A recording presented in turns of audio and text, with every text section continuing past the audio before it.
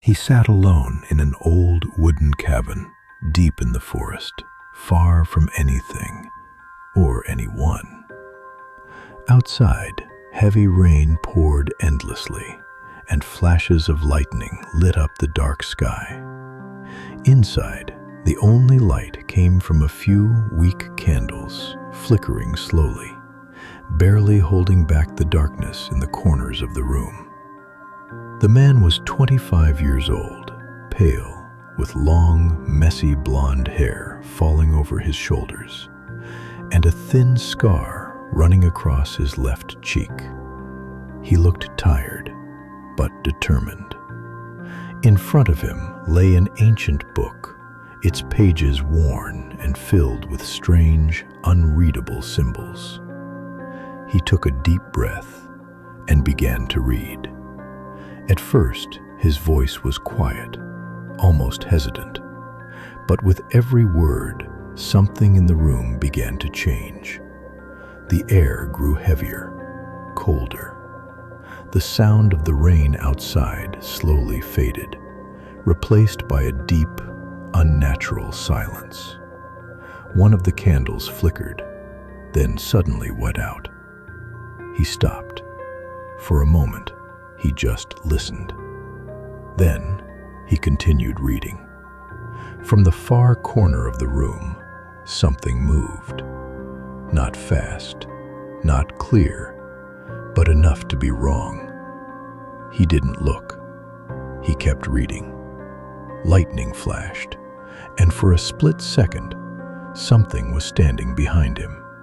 Tall, still, watching. He froze.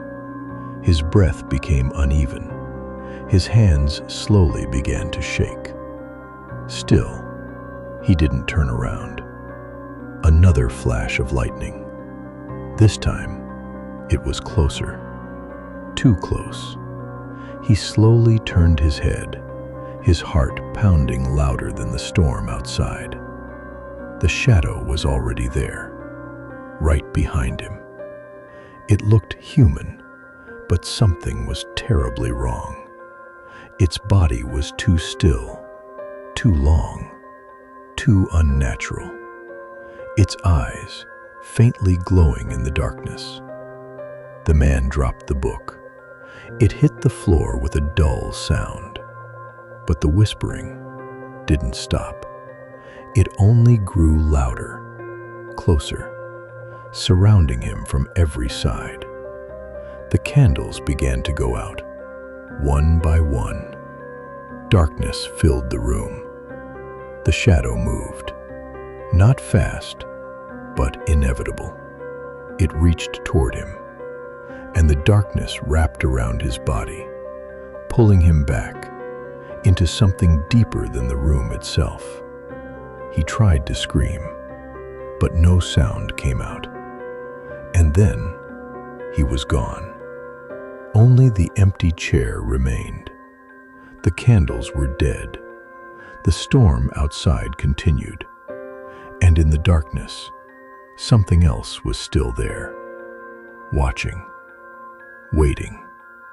And now, it was looking straight at you.